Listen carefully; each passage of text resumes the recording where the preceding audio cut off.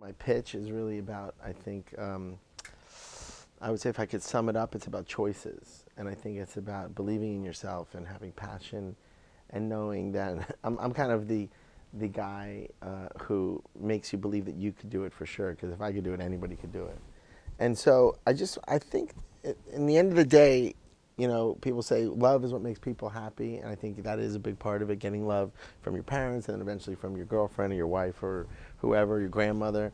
But at the end of the day, I think it's also to find true happiness. I think it's to find what you love in life, and I think that's what I kind of am. That's kind of my story, is pitching to everybody to kind of follow your dreams. It doesn't have to be filmmaking. It could be anything. You know, do what you love. You might not know. You know, I was lucky. I knew what I wanted to do from a very, very young age. So, you know, that was luck, really.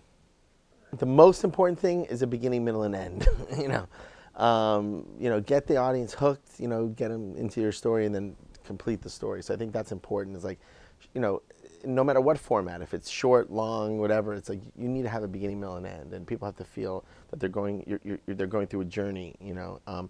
But it depends. If you want to do a comedy, you have to make people laugh. If you want to do a drama, you have to make people feel something. If you want to do, and there's nothing better than having both. Somebody laugh and cry in the same movie is the most ultimate movie-going experience. So, tell a story that is compelling for you or that you're interested in. What are you interested in? Who are you know? What defines you? And that's what's important, I think, to figure out. My movies are so much about me. They're not personal experiences that I had, but Chris and Jackie, if you get to know me, they're really just acting like me. You know, people who know me or my friends are like, "Oh my God, he just did you right there," you know, because my energy kind of, I think I'm a filmmaker that has kind of a control over my craft, so I really know what buttons to push, how to make it my own, how to make it unique, you know. I think you could watch my movies, whether you like them or not, and say, that's a Brett Ratner film, you know. So I think define yourself. Put yourself in the movie. Make it you know, unique. Make it special. Make it about you. Make it about who you are. Put your personality in it. Put who you are in it. I think it'll separate the wheat from the chaff, really, you know. I think it's much harder. In a 90-minute movie, you have a lot of time to tell a story. In 4 minutes, or you know, I just did a short film. It keeps your senses.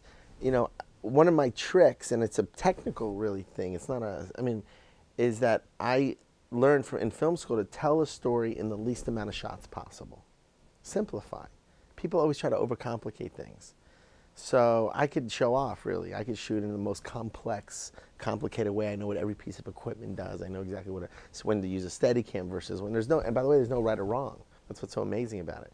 Versus when to use a dolly, when to use another equipment. I think what I do well is simplify it, cut to the chase, tell the story. You don't have to do 4 shots to say one thing.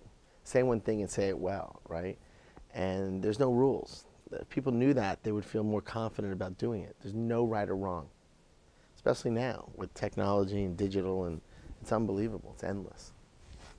You know what I would have done? I would have, and I didn't do this, and then I got a second chance by doing music videos, because if not, if I would have just got into movies, I wouldn't have succeeded. Because in film school, if you ask every single kid, you're like, what do you want to be? Or who wants to be a director? Every single kid in my class said yes. 40 out of 40 kids. Now it's a little different. I want to be a cinematographer. I want to be an art director. I want to be an editor. There's many other careers in film. You don't only have to be a director.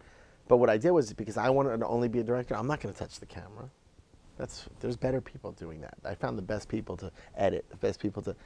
A director should be able to do any person's job on the set, and that's important. So I think, you know, figure out how to put up a light, work the camera. I mean, each one of you, I'm sure, can do each thing, right? And that's the thing that I didn't do, which is what I regret.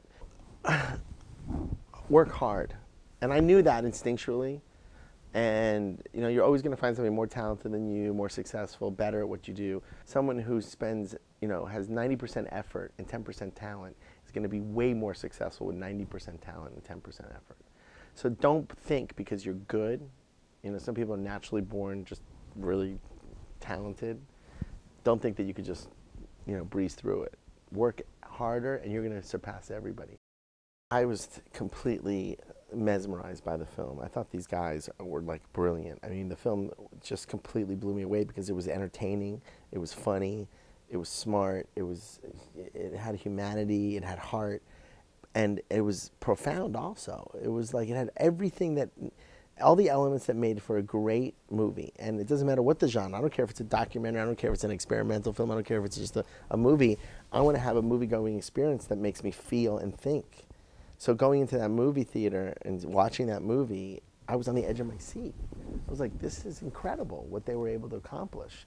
And so, and that's what I said, and I asked, you know, the agency representing it, CAA, who was my agency, and I said, do they have distribution? They're like, no. I'm like, no.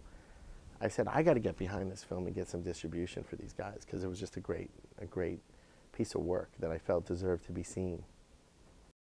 I think it's a great platform. When I was a kid, there wasn't YouTube or the internet. There was, like, you know, and the only way my film was seen was at the NYU Film Festival. That was the only place. Now there's a lot more places. People can actually picture themselves taking that camera and going and making a movie and being a feature film director. Before, it was so out of reach. When I was at NYU, I'm like, how am I going to do this? I think film festivals really are a great platform for student filmmakers, because, you know, people who are interested in up-and-coming talent are going there and scouting it out. I didn't see the film at Sundance. You know, I saw it separately, but, you know, it got a lot of buzz because it was at Sundance, you know.